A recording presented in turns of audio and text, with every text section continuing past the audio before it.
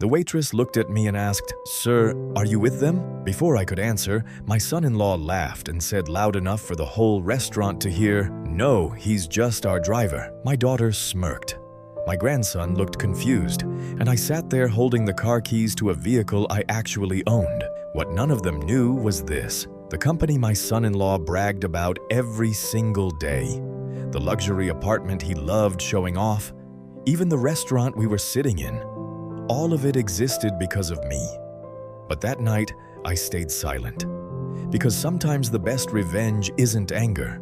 Sometimes it's letting arrogant people destroy themselves with their own pride. If you're still watching, comment your city below. I want to know how far this story reaches. At 63 years old, I had learned one painful truth.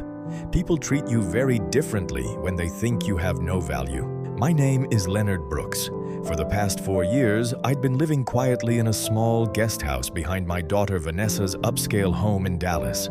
To the neighbors, I was just an aging widower who drove people around for extra cash. To Vanessa's husband, Carter, I was an embarrassment. Carter loved appearances more than anything. Designer suits, luxury watches, expensive wine, social status.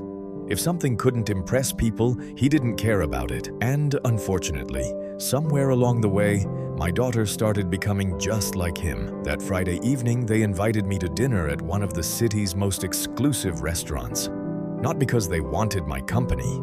They needed someone to drive them home after drinks. I should have said no, but I missed spending time with my grandson, Ethan. So I agreed.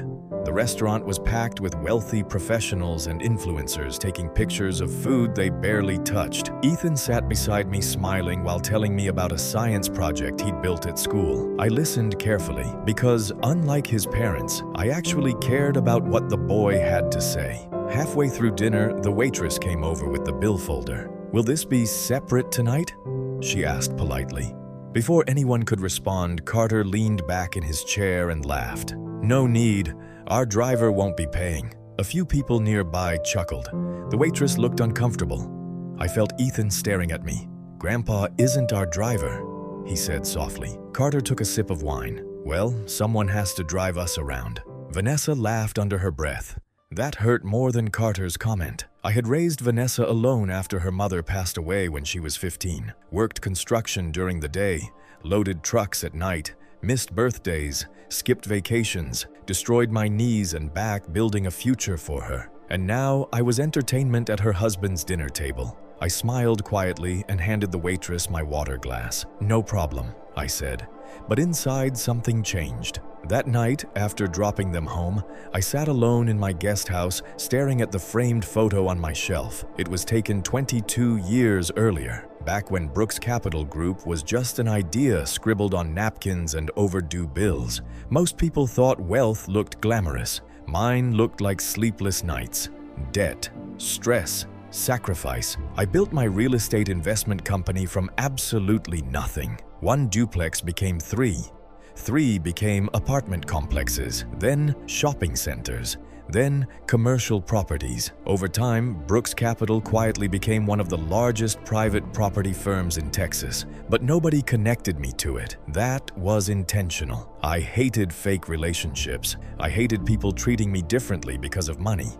So I lived simply. Old pickup truck, simple clothes, quiet life.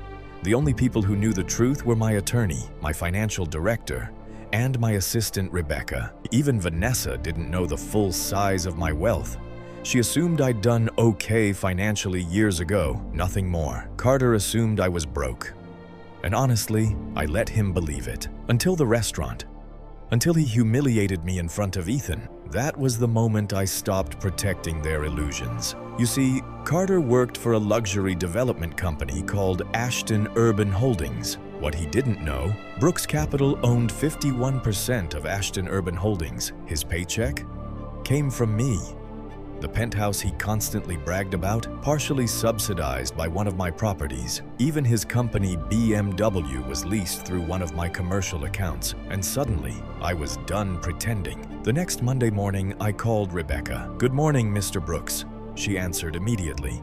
I need you to review Carter Whitmore's employment file. A short pause, then understood. 10 minutes later, she called back. He's been flagged several times for arrogance towards staff. Multiple complaints from receptionists and maintenance workers. HR documented it, but senior management ignored it because he closes high-value clients. I leaned back in my chair. Exactly what I expected. Effective immediately, I said calmly. Remove him from client relations. Rebecca hesitated. What role would you like him reassigned to? Building operations. Silence. Then she understood. You want him on site? Yes. No office. No executive meetings. No assistants.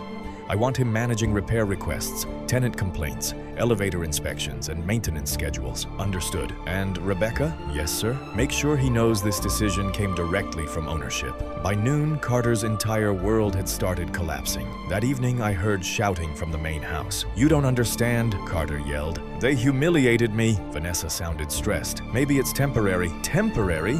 They moved me into operations with maintenance crews. Do you know how that looks? I sat quietly on my porch listening. Then Ethan's voice interrupted everything. Dad, why are maintenance workers bad? Silence. Pure silence. Children have a way of exposing ugly truths adults try hiding. The next few weeks were brutal for Carter.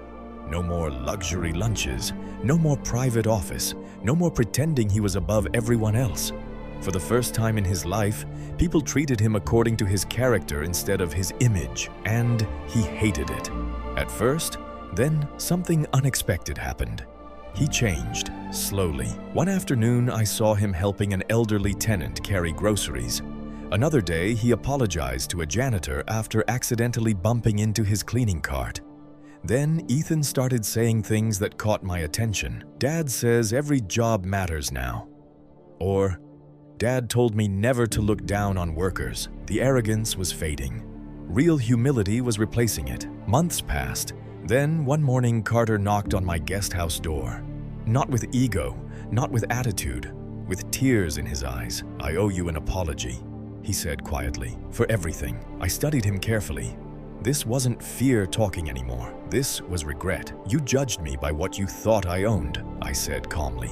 He nodded slowly. I thought money made people important, and now he looked down at his hands. Now I think character does. That answer hit harder than I expected, because for the first time since marrying my daughter, Carter sounded like a real man. A few weeks later, Brooks Capital approved a major promotion inside Ashton Urban Holdings. Carter got the position, not because he was family, because every supervisor reported the same thing. He had become one of the most respected people in the company, not by power, not by status, by how he treated people. To this day, Vanessa still doesn't fully know the truth about my ownership in the company. I'm okay with that, because the lesson was never about money.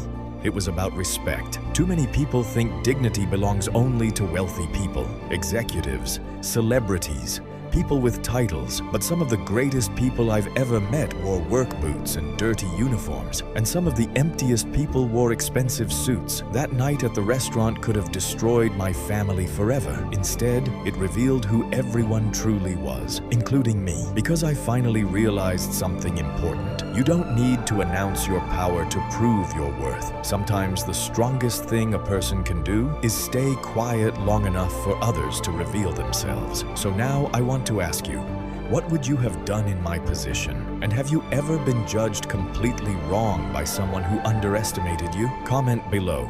I read every single one.